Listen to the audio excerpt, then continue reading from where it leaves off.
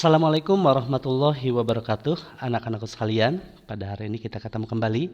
Dalam bab ketiga, kita akan membahas peran pelaku ekonomi dalam kegiatan ekonomi. Baik anak-anak sekalian, kalaulah kalian mendengar peran pelaku ekonomi dalam kegiatan ekonomi ini, nah ini kira-kira apa sih yang akan kita bahas? Ya. Nah, benar sekali. Kita akan membahas pada hari ini dalam pertama kegiatan produksi. Nah, di sini ada gambarnya tentang suatu perusahaan memproduksi kendaraan bermotor. Lalu yang kedua adalah kegiatan distribusi, di mana ya kita ketahui distribusi ini adalah penyaluran barang dan jasa. Lalu yang ketiga kita akan berbicara tentang kegiatan konsumsi. Benar sekali, apa-apa yang kita beli, kita olah menjadi makanan yang siap saji dan kita nikmati bersama. Adapun kegiatan produksi ini orangnya disebut dengan produsen, kegiatan distribusi orangnya disebut distributor, dan kegiatan konsumsi itu orangnya disebut dengan konsumen. Benar sekali. Baik anak sekalian, kita lanjut ke pembahasan berikutnya nih. Kita amati dulu ya video yang pertama berikut ini. Halo teman-teman, kali ini Bobo akan menceritakan perjalanan susu UHT. Mulai dari peternakan, sapi-sapi diperah untuk diambil susunya. Kemudian susu dibawa ke pabrik dengan menggunakan truk-truk tangki. Sebuah tangki dapat berisi 10.000 sampai 15.000 liter susu. Susu dalam tangki harus dalam keadaan dingin dengan suhu 4 derajat Celcius. Ketika sampai di pabrik, susu diperiksa, mulai dari bau, suhu, kandungan bakteri, dan lainnya. Setelah diperiksa, susu dimasukkan ke dalam pabrik melalui pipa-pipa.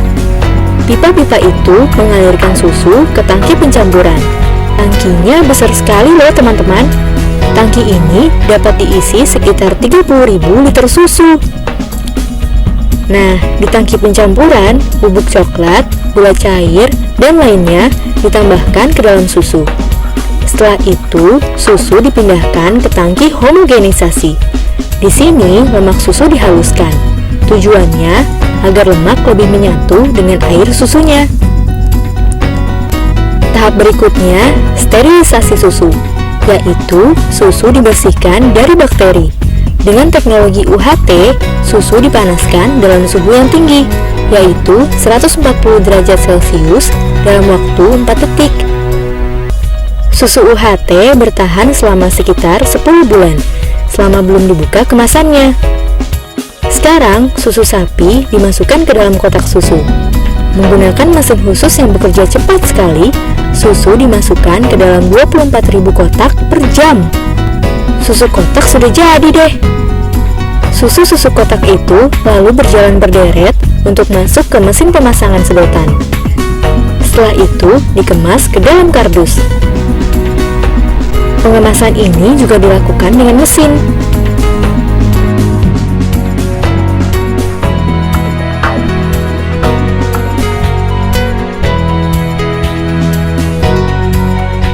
Susu kotak yang sudah jadi ternyata masih diperiksa lagi loh. Caranya, setiap 20 menit sekali diambil 10 kotak sebagai sampel atau perwakilan. 10 kotak itu lalu disimpan selama seminggu dan diperiksa di laboratorium. Di laboratorium, susu diperiksa aroma, rasa, kepadatan, tingkat kemanisan, dan sebagainya. Wah, perjalanan susu di pabrik ternyata panjang ya.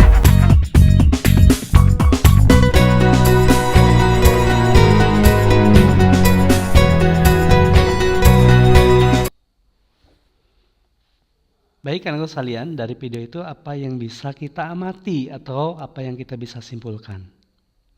Ya, benar sekali. Di mana kegiatan produksi ini adalah kegiatan dalam menciptakan atau menambah nilai dan manfaat suatu barang dan jasa. Nah, anak sekalian, tujuan dari kegiatan produksi ini ya memproses atau memberi nilai suatu barang yang dapat dilihat dalam mengolah bahan baku menjadi barang setengah jadi menjadi barang jadi. Nah, selain itu memang di dalam kegiatan produksi juga ada faktor-faktor produksi ya yang bisa dihasilkan dari kegiatan tersebut. Di antaranya ada faktor produksi alam, ini berhubungan dengan sektor kehutanan, pertanian, perikanan dan lain sebagainya yang dihasilkan dari alam. Lalu ada faktor produksi tenaga kerja, yaitu menghasilkan tenaga-tenaga kerja yang profesional dan produktif.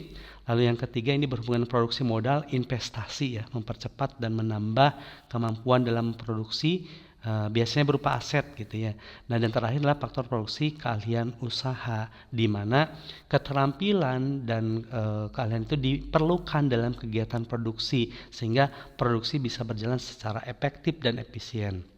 Kalau kita amati, inilah gambar di mana seorang petani ya dari peternak susu ini mengambil bahan baku, bahan mentah dari sapinya langsung, lalu yang sudah dikumpulkan susunya itu diolah di pabrik ataupun di tempat pengolahan susu dengan pemanasan dan pengolahan tertentu ya. Suatu saat mungkin kalian bisa jalan-jalan ke pabrik pengolahan susu dan sehingga ya kita bisa menikmati dalam bentuk susu kemasan. Tetapi mohon maaf, merek-merek susu ini tidak mengendorse ya. Ini hanya sekadar contoh saja.